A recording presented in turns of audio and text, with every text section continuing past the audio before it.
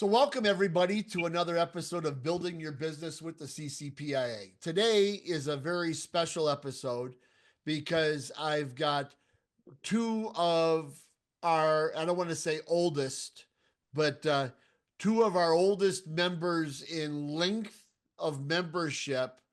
I met Toby Theriault and Kevin Labonte at, I can't remember if it was the 2019 or 2020 class, but one of the first classes the CCPIA ever taught. Welcome, guys.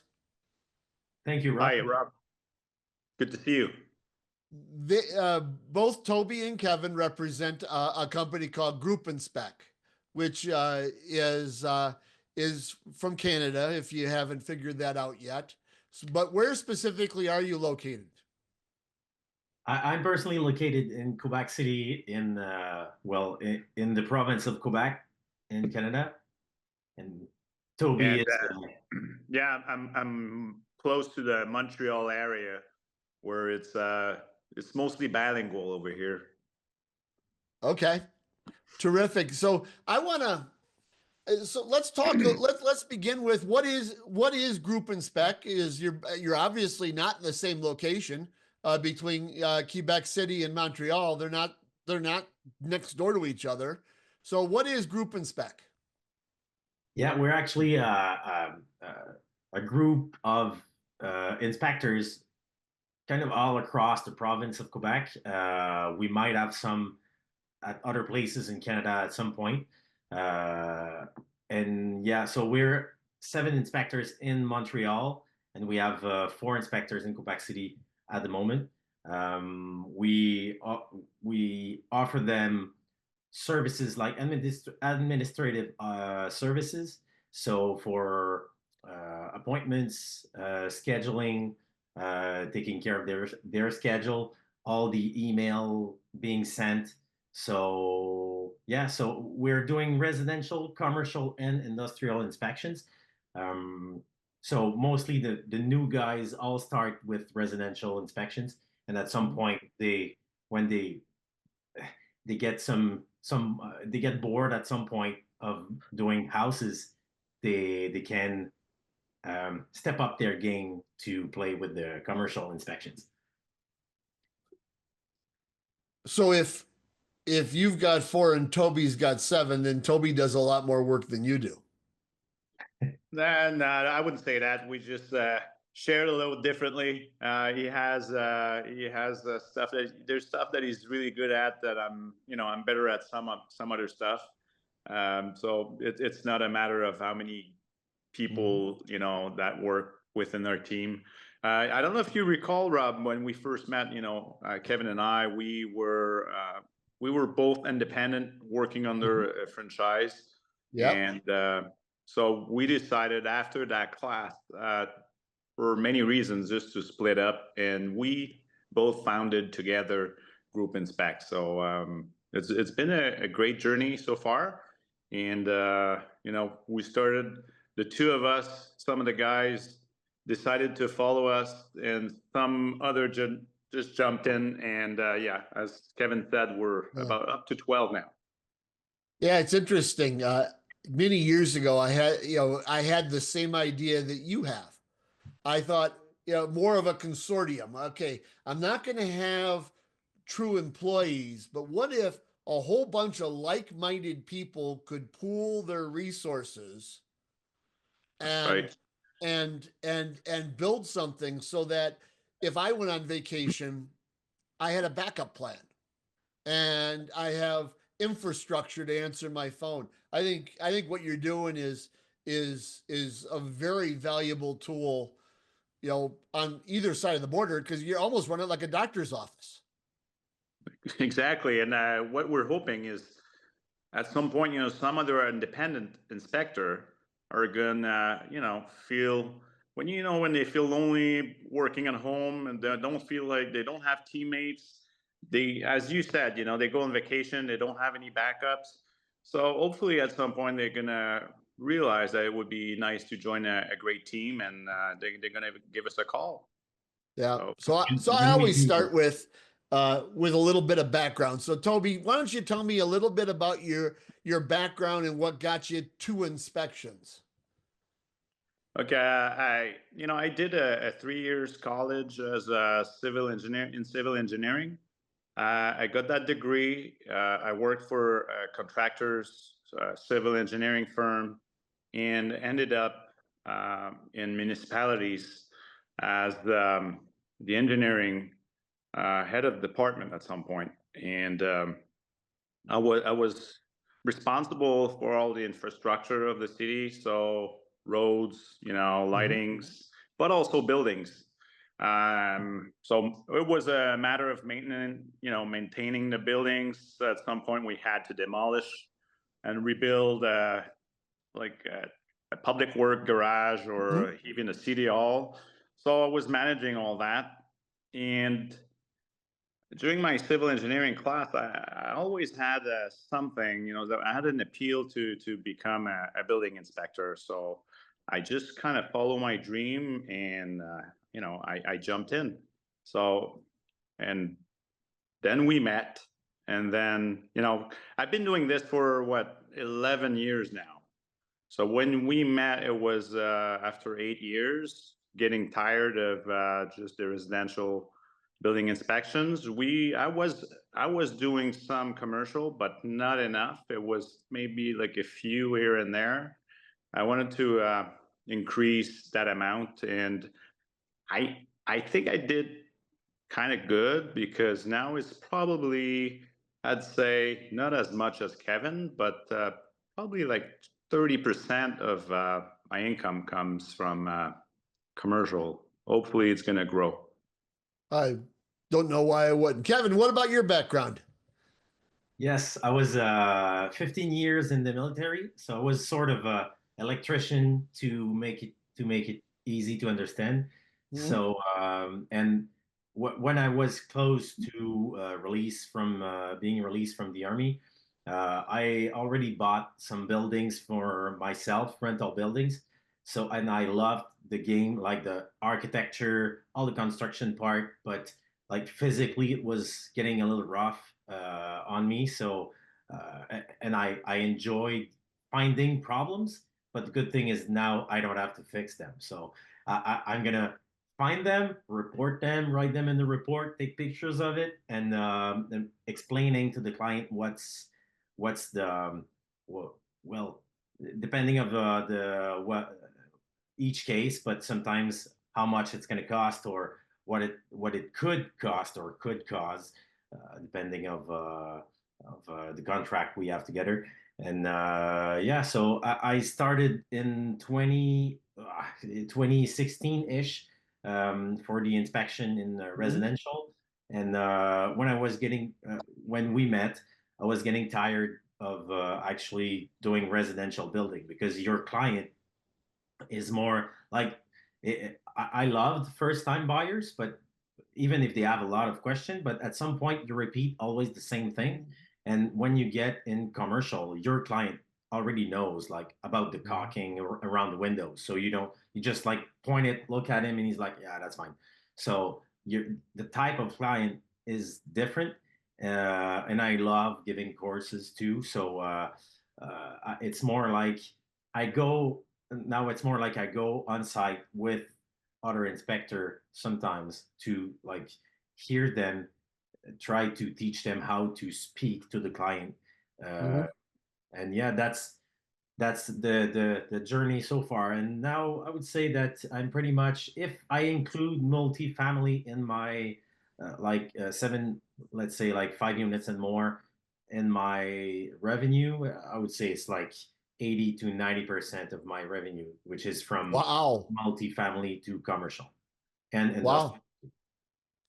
industrial. Is that because I get ahead of myself? Is that because of what you've developed there in Quebec City, or is that because there's a different mentality there than, let's say, Montreal might have?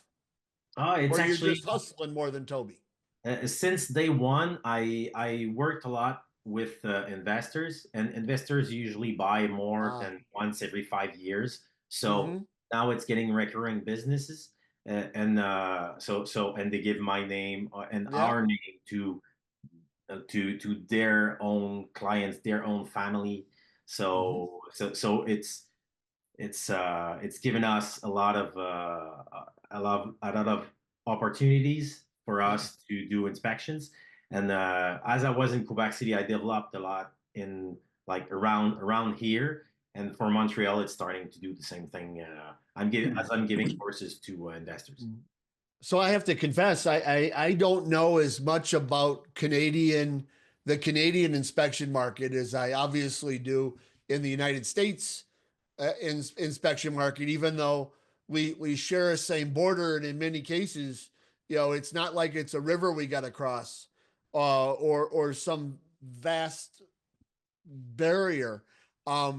We know in the United States there are 38 states that require some form of licensure, and that licensure regulates what a home inspection is. What's the state of the home inspection industry in Canada? If I may, Yes. basically, the standards of practice are pretty similar than the Internachi one from the U.S. The thing is, we had the Internachi Quebec for quite a while, and for some reason it disappeared.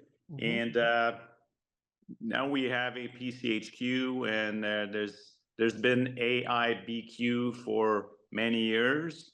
There's some other smaller associations, but mostly the standards of practice, I'd say they look pretty similar. Okay. What Yeah, about licensure, Toby, in the provinces? Does each I'm- province have a different license? Yeah, I was trying to remember what I was gonna say. Yes, so Quebec, the province of Quebec is very different than all the other provinces, and all businesses owners from the States or abroad, when they want to start a business, they feel it, right away, because of legal is different. There's a lot of things that are different. You have to know French. You have to have everything in French, because everything is in French. Yeah, even though English is here, the main language is usually French. So we do have differences, yeah, Quebec and the rest of the provinces. For the license, I think what you might the answer you might be looking for is for the BC requires license. Alberta also, which is another province. It's like states for you guys. Yeah. And, it's Quebec and Nova Scotia, so it's 4 provinces that requires it. We're actually in Quebec. We're in the process of making every inspector for a residential building getting a category 1, which would be for a residential building of 6 private units and less. So for us, the multi-unit is going to be a category 2 for 7 units and more. So that's going to be the line until it will be active for the 1st October 2027. So right now we're in the process of making inspectors getting their license with RBQ, which is a building regulation organism that regulates construction area.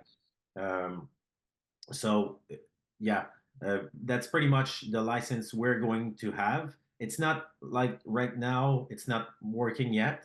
I'm one of the first that had one course to actually be able to operate with category 1 license. And I'm going to give courses to other inspector kind of soon to actually make them okay to work with this license. With the standard practice is kind of the same, but it's pretty much the way of writing comments in the report that is going to change slightly. So it's going to be like observation, your analysis, and then recommendation. And you won't be able to say, I don't know, just call an expert to fix that. Yep. You'll have to say what kind of expert. Do I need a structural engineer? Do I need a plumber? What do I need? So this way, like my mother will be able to understand what she needs to do next if she doesn't know anything about construction. Sure. So to what you were saying a minute ago, Toby, about how things are congruent and similar in a lot of the standard practice. Why did the authors of this new category 2 settle on 6 instead of 4 units? I don't know that I would have to dig for. I don't know why they decided that it's more than 6. But as for the rest, I mean, it's pretty much the same, to be honest. Just always curious, is so many of the larger associations that have been around for decades have always settled on 4. And so I was always curious when I heard 6 or less, 7 or greater. I'm like, oh, all right. I mean, I can see that style of building. A fourplex building is less dynamic than a 6plex, and a 7 is certainly more dynamic.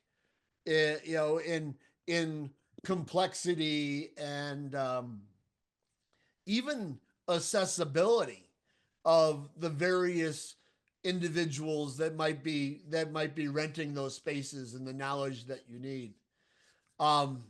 So that's interesting. I'll have to remember that and put that into my database that I pull out. Realtors, but for the realtors, it's for them like commercial license. They need for 5 and greater, and where with their residential license they can actually work on 4 and less, 4 units and less. So we don't know about that part. For the commercial, there is going to be it's still going to be like no. That's a good point then that I'm just thinking about. They don't require for if there's no residential unit in one building, you don't need to have one of those categories. And the point why it might come at some point, but the point why is that people in commercial business are usually more. They have people around them that are knowledgeable. So that's why they don't regulate on that part. Maybe just for now, but and we'll need another course for us as inspectors for the 7 units and greater.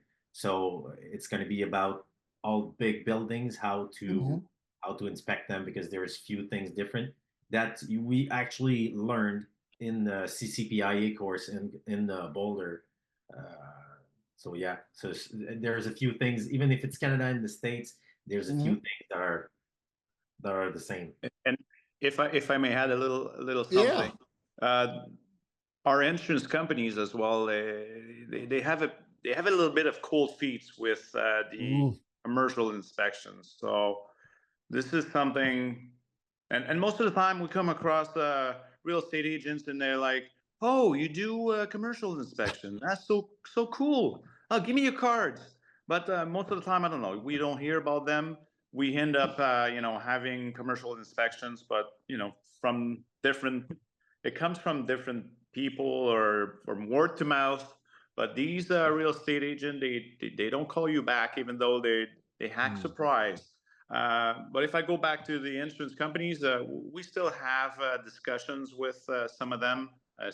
Usually we have to get our insurance through our association, and Kevin has been discussing with them because he's having like a great amount of commercial inspections, and they were like, okay, but you're not allowed to have more than 20% of your income coming from commercial inspections. But you can't say, hey, no, I don't want to do it. I don't want to make money. I'm sorry. So we have to find a way for the business to keep on growing. It's almost like you need to find an umbrella policy that's not necessarily tied to inspections as much as it's a you're a professional, you run a business. So I'm going to get a business policy, and maybe my business does inspections, but you know, I got to classify it some other way. That's right. So I found interesting when both of you were kind of talking about your business cycle of how you went from residential, and I applaud you because you both of you to a man said, yeah, I got kind of tired of homes.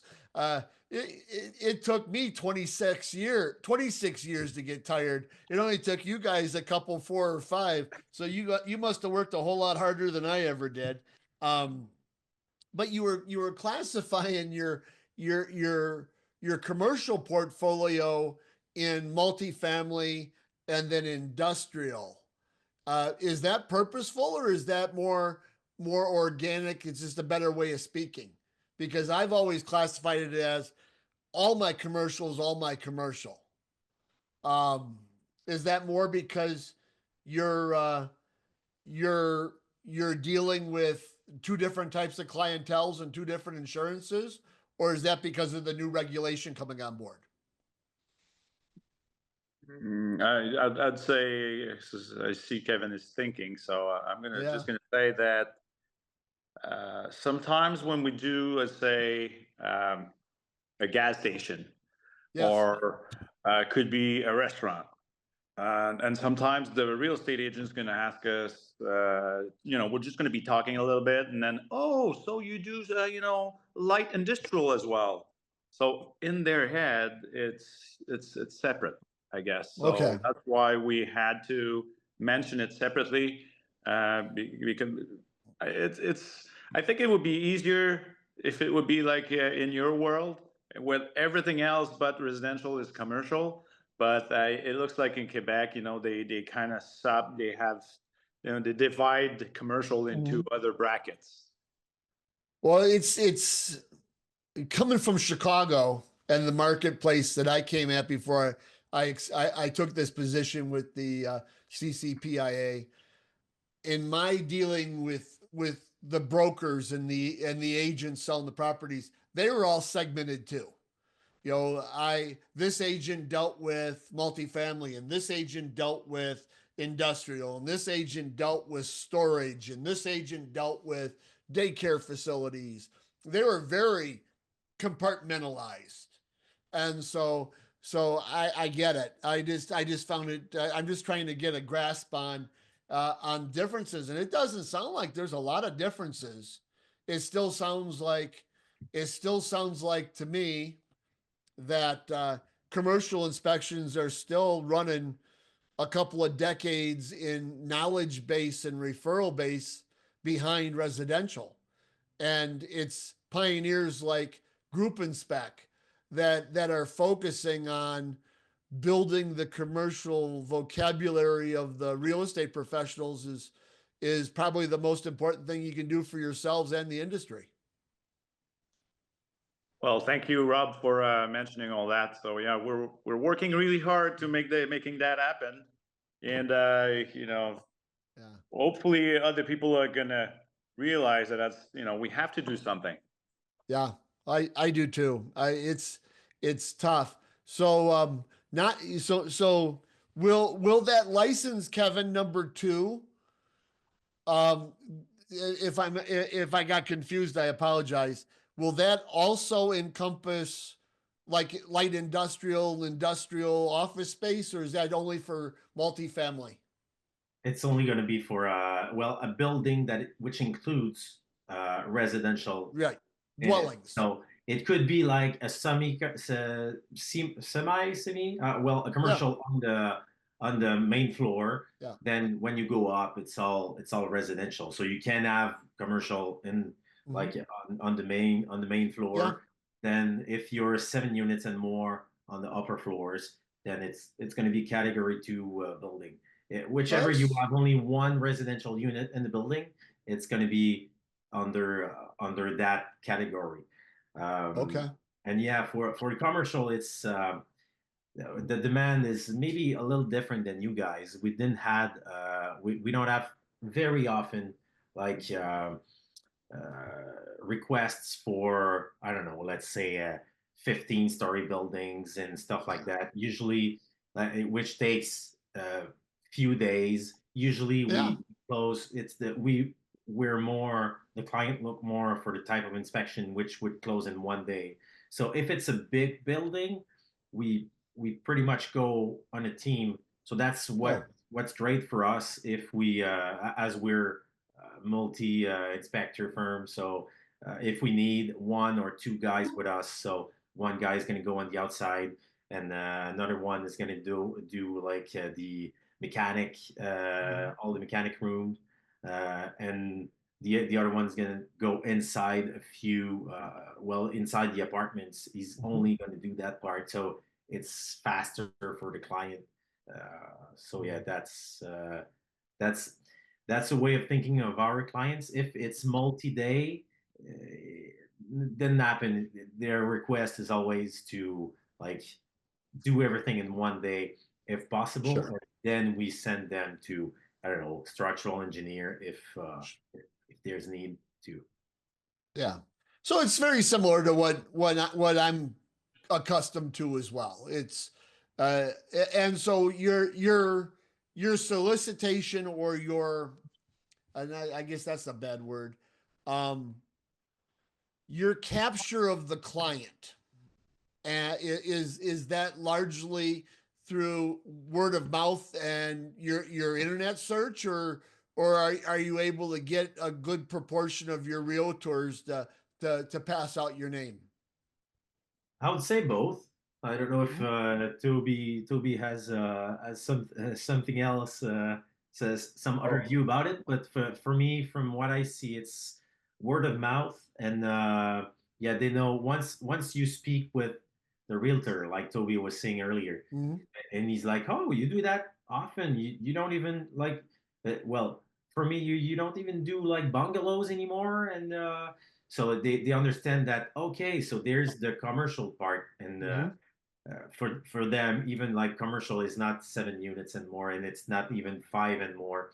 For their license, it's that, but for them, commercial, it's like, okay, when you have like a gas station or when it's shops, stuff like that, it's more like commercial to them. yeah. So Right, yeah, there's a very good real estate agent that I've been working with for many years. We first met, on a residential inspection, and Mhm. she's more a commercial real estate agent. I've done, I guess, about maybe 11 or 12 daycares with her, for clients that want to buy a daycare. I've done one last week, for example, and it was a bigger one, so I had another guy with me. And but the thing is, she sells a lot of small strip malls. All the time I ask, is she said, I offered, but the client, declined. He said, yeah, I don't need an inspection. I'm okay with buying the building the way it is. So I don't know why. I think it's a mindset in the Quebec investors, but we try to get as many as we can. And Kevin, he's been giving coaching, like coaching days. Mhm. He started few years before we started Groupe Inspek, and he's still doing it with a club of investors over here. And he does it in Quebec, I think, and then in Montreal. But I know he comes to Montreal. He drives 3 hours. He do his day, and that brings us a lot of. I mean, how do you say that? Like, it brings us a lot of people. It brings us attention. There's Yeah. sometimes, I don't know, like 20, 30, 40 people in that class listening to Kevin on how an inspection is done and why it's done like that. So these investors, they like his approach, and because of Kevin, most of the time they call, and Kevin's not going to drive 3 hours every time to come in Montreal. So we end up making these inspections, and now that's why I have more and more, and the rest of the team as well in Montreal. We do the commercial could be like multi-residential buildings. Well, it's so interesting you say that, Toby, because I think owning your own destiny in marketing is important, and to what Kevin's doing, it's like he's planting seeds in a garden. That's And right. if you don't plant your seeds, you're never going to harvest. You know, and if you worry about what somebody else is going to plant for you, you get weeds. That's And right. and so I've always tried when I make my annual marketing plan for my year, going, okay, this percentage of work I want to be organic. I am going to get this work from people that searched me out and found me. This percentage of work I want to find, and it's work that I cultivated. What to Kevin's point of, I did these coaching sessions, and I know that if I see 500 people this year, 10% of them are going to want to have enough passion. Well, hey, that's 50 people. Checkbox. You Yeah. know, and this many professionals that see my work, I want to change into the mindset of, I don't need an engineer, I need a group inspection. You know, because this is the scope I need. I need something that my mother understands the process, and not some long drawn out hieroglyphics of an explanation. I need something that's raw and accurate. And so to that matter, I think you guys are doing it right. I think you're doing exactly the same things that I'm so used to seeing. It's nice to see it translates. I was talking about the like my mother to understand, but actually even like it's even for the bankers are Yeah. not always used to construction language, and like when we do PCAs, because you were asking about what type of contracts, Mm-hmm. where it's coming from, and the PCAs usually they come a lot from bankers because Yeah. they before giving, I don't know, let's say somebody have a $20 million building, and he want to build something else, so he's gonna take a warranty on that building. There's probably a word for that, but he's gonna take a warranty on Yeah. that building. So he's gonna give them like $5 or $6 million from like Mhm. taking a warranty on the other building. So he Yeah. wants to know if is it in good condition, does it needs like roofing to be done, like Yeah. I don't know, let's say a 500,000 roof to be done before you borrow me more money with from that building. So when we do PCAs which is property condition assessment, yeah, so that's something we do also. So now the bankers talk to each other, see our reports, see how we work, because the report is kind of the image of how Mhm. you guys work. So they're like, hey, I can have like great information in there, even not seeing the building. I know in which condition it is. So I'm fair to borrow the money to the client because I know how in which condition his building is. I need to ask, because I like to ask companies what they're doing. What are you using for a report output system? Are you using a software, or is it something you've designed yourself? We're using a software. We didn't design it. We looked. We also looked at the American versions of reports. The thing is, it's only in English, and I don't know if we. I guess Kevin, it's probably 95 or 90% of your business is in French. I guess. Sure. Mine in Montreal, I'd say it's probably 60% French, 40% Mhm. English, depending. It's every year it's not the same, but No. yeah, we had to have a software that is bilingual. So we're using one that got created in the province of Quebec. There's a few over here, and we use Enzo Solution. Mhm. We I think maybe the first time we met also probably was in Vegas. Internachi had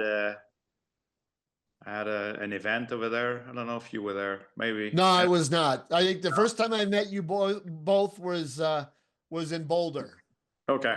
Okay, no worries. Yeah, so I was sitting at a table there trying to sell Enzo's solution to the Americans, but you guys have very, very powerful software because there's a Yeah. lot of you out there. There's a lot of money involved, and we don't have that much inspector, so there's no need, I guess, to invest as much into such a powerful tool. But it's good what we have for now.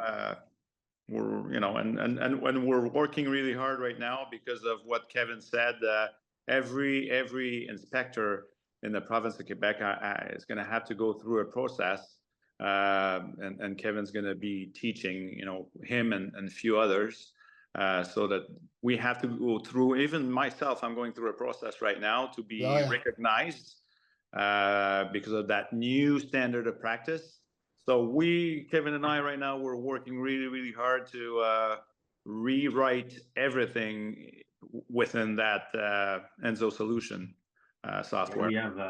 We have a software, but we still make our own comments. So we change the wording. I don't know how about what you guys usually use, but so we have a template for residential, another template for commercial, which we play with when we see one thing that might happen again. So now we make a comment bilingual. So whatever you see, you can use. Sometimes bankers are from Toronto and they ask the PCA. So we our guess is that it has to be in English then. So we make the report. We can like structure everything with what we're used to, and then we switch to English and replay with all the comments to. And thank God AI is here. With AI, it helps a lot now. I was just going to say, I have a hard enough time speaking English. To sit here trying to think, I'm going to write a report in English, and then I'm going to have to throw it through a translator, switch it to French. And so my 50-page report's now 100 pages because I've got half and half. I'm lucky enough in my career, I spent 5 years consulting for a company from Barcelona. And so, and there's no English in Barcelona. It's 100% Spanish, and not maybe not even 100, because there was enough Catalonians in that section of Spain that had their own dialect, and it just made my head explode on how many bad. This is before AI, Google translations I've made that, all of a sudden I think I was saying something about their cat instead of their roof. So Yeah, that to me would be just too much. And we're talking about French, but it's the same for you guys. Like for the Spanish, more southern of your country, which is more Spanish than So like every country has its own languages, and we got to play with it. What's great with AI now is that like I use ChatGPT, and I gave him like the new, it's called BNQ, but the new standard of practice. I gave him the standard of practice. I asked him to memorize it and then write my comment as requested by the standard of practice. And I made a few tests, and I gotta bring it back sometimes, but still it's greatly written because when we write reports, we're not always it's not always at our prime of the day, like at 7 o'clock in the morning when you're all wake up, one coffee taken, and sometimes your sentence is not always perfect, so it can correct you and bring you back on track when you go off track. Let me ask you both this: do you trust it? Do you have to go back and read every comment and double check it? Yeah, we proofread everything but most of the time it's okay. It's pretty good actually. But as Kevin was saying, sometimes he has to bring it back toward the right path, because all of a sudden it looks like AI has forgotten the standard of practice, and then he's starting in a different pathway. Yeah. That is so cool. So what's the largest building you've had the opportunity to inspect? I will say I did 100,000 square feet a few months ago in a school, four-story school. But what was great about that school, it was 5-story high, and it was more than 100 years old, and it was Wow. very well maintained. Um, when you think you're gonna get to a rough building because it's 100 years old, and finally you figure it out that the maintenance guy knows everywhere to bring you. So because 4 stories high with old attic, Yeah. which was in the classrooms, we couldn't get there on the weekend, so we had to get there on weekday, and all the attic access were in classrooms during class times. So we had to get there early, figure out what we had to check before class times. Yeah, there was a fun, very fun contract. So your background being electric, you probably crushed that. What hurdles did you find in that building that you said, I am so happy I had that training, or I wish I had this training, but I brought this other resource to help me? Well, from electrical part, when I get in any big building, any commercial building, industrial, depending of what they use in that building, the electrical components are going to be different. The For us, it's 600 volts that are coming in into the building, transformers and stuff. So I love to explain that to the client. Like it's very Cartesian way to see it. Yeah. So when it's like this is the entrance and this is the output. In between, you see this.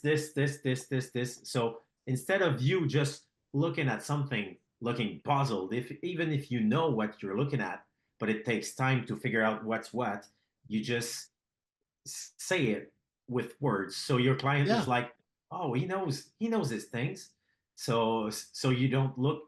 That's true with not only electrical but everything in the building. Yeah. Yeah, So it's amazing how and this happens whenever I'm in a building. If I just talk myself through it, it's like the parts to bake a cake. Okay, if I mix my dry ingredients, add my wet ingredients, and I bake it, I get this great tasting cake. If I follow the electric from here and I plug in my iPhone there, it had to do these 6 things to get there. I got it. I'm good. How Yeah. about you, Toby? What's the largest building you've done? I mean, once there was a church for sale, and then the guy wanted to buy it to install his offices in there. So I did that. That was kind of special to do such a whole building Yeah. inspection. I did that at quite a few schools this summer. Again, we were, 3 of us. We did a Jewish school in Montreal that had lack maintenance during many years, and that was interesting as well. And yeah, this summer again, the same 3 guys we had is there was an investor. He was buying 140 units apartment divided into 5 buildings. So Okay. we had the whole day to do that. It was a very, we were really tired at the end of the day, but we divided exactly like Kevin said, was taking care of the outside, the roofs, the structure. And there was another guy, he's a mechanical engineer. He's with us. He was taking care of the boiling room, the electrical room, mechanical rooms. And Simon, he's an awesome guy too. He was he was going inside every apartment units. Not every, because the client didn't want every apartment units to be done, but some of them like closer to the roof, basement, the one that the usual one. Yeah, the usual suspects that are always going to show the problems. That's right. Yeah, that's so it doesn't sound like there's a whole lot of difference. I know some of our challenges maybe could be like I could never cross the border and work in Canada because of the money and those things. So have you ever had anybody from the States reach out to you and say, hey, I've got a client buying a building. Can you help me get the inspection done? Not yet. Not that I recall. There was a few guys from the States. We had a good time with you in Boulder. We met with great guys. We see sometimes, we became Facebook friends, and we see everybody's doing great. But yeah, we never had that kind of call yet. So maybe it's going to happen because the border is kind of close. Oh, that's what I say. I think more and more. I think when you start thinking of Toronto and some of the areas in upstate New York and some of these other spots that it's a 20, 30, 40-mile drive, business people are going to go where business people need to go. I mean, I've had in my career Canadian clients from BC or someplace buying properties in the United States because it might have a better exchange or a better cap rate or something. And I think we're going to see the same thing crossing north. And so I want to make sure that all of our membership that's out there knows that they can rely on you guys to provide an awesome product, just like you can rely on some of your friends to the south to do the same for your clients as well. Yeah, that'd be great. That would be an awesome thing to do. Working together as a big team. Yeah, that would be great. I mean, I would love to bring my bully bag full of tools up and spend some time rummaging through, because again, at the end of the day, construction's construction. A building's a building. A box is a box. You have EPDM, TPO, modified bitumen, built up roofs, and just like we have here. You have boilers just like we have here. I mean, the only bigger difference you have is you might measure in Celsius and we measure in Fahrenheit, and that's only because we dropped the ball in the 70s when we were all supposed to learn metric and we stopped, and I don't know why. And our construction side is actually like we measure in inches and feet. So it's like it's still even if the new guys from fresh out from school are in millimeters and meters, and they're now metric, but all the old guys, it's still a 2x4. It's not like I don't know how many millimeters by. Well, I have to laugh because Toby and I share. I don't measure in inches and feet. I measure in tenths because everything I do came from the civil world. So, cut 0.125. I'm like, no, how many?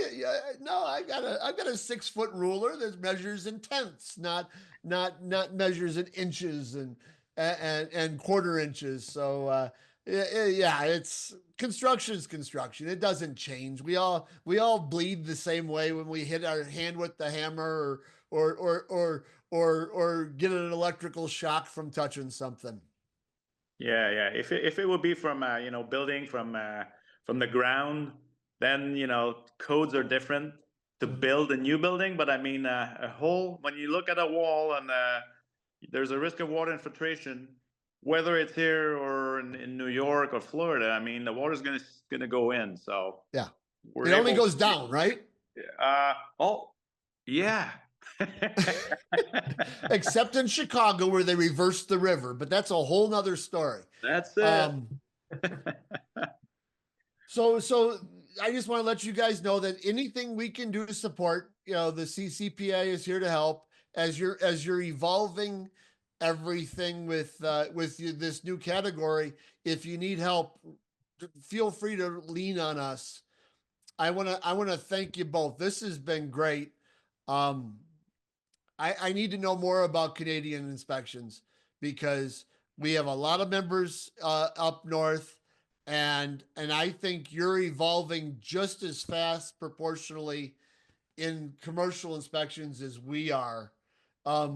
If there's, is there anything strange or anything odd you want to share? What's the most unique thing you've ever seen in a commercial inspection that you go, well, I don't know how that is it, or something that scared you the most. Once I could start if Okay, Yeah, go ahead. once it was a multi-residential though, because you see all type of tenants, and at some point we knocked on the door. The tenant didn't came in to open the door, and we heard, so we knew somebody was there. Then we were two inspectors, plus the guy taking care of the building, yeah. plus the clients. Then I just switched. I'm like, hey, we're gonna come back later, so no worries. He might be in the bathroom, whatever. So let's go on in another unit. It was maybe a 8 unit or something like that.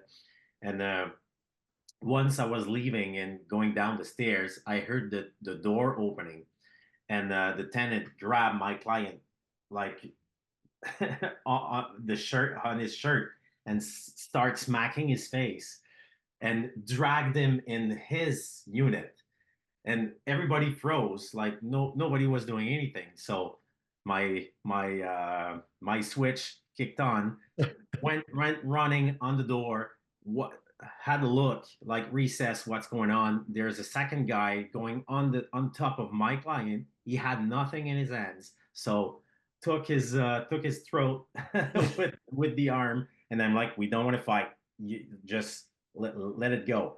And I had to repeat that 3 times. Then okay, that's fine.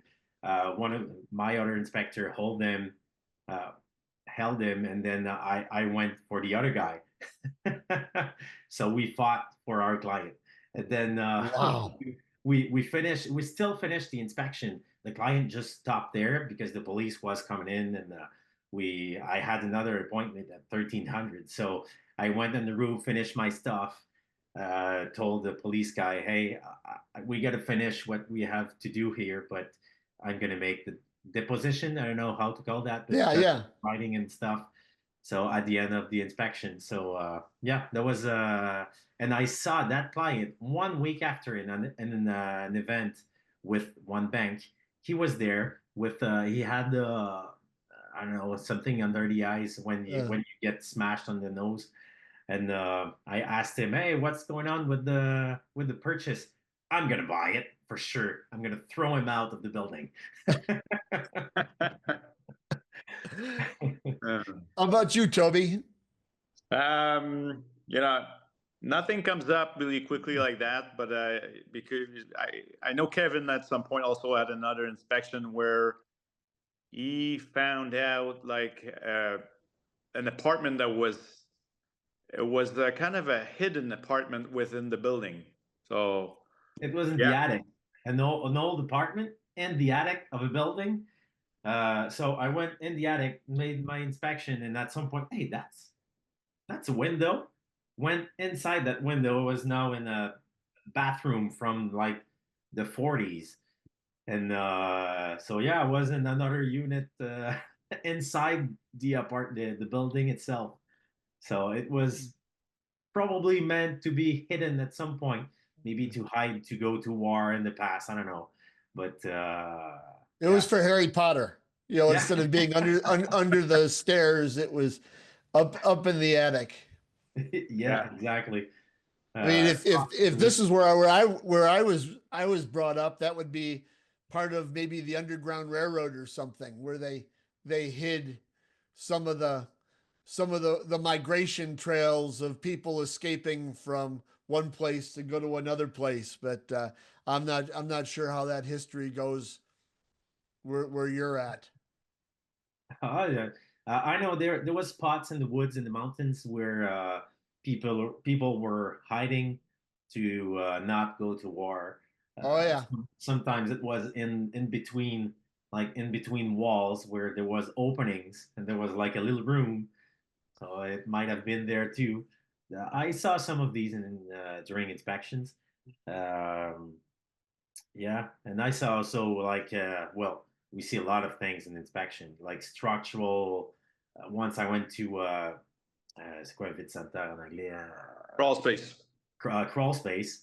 So I went to a crawl space. All the structure was like rotten. I could have taken even not even my my screwdriver, just my finger, and just Yeah. like taking everything apart.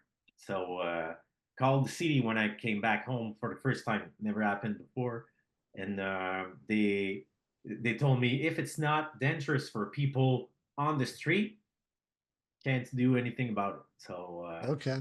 at least I did my job of of calling them, telling them. So if it's gonna happen in the news, well, at least I did my job. Yeah, so I'm Well, I not much thank of you a both story. for spending some time with me today.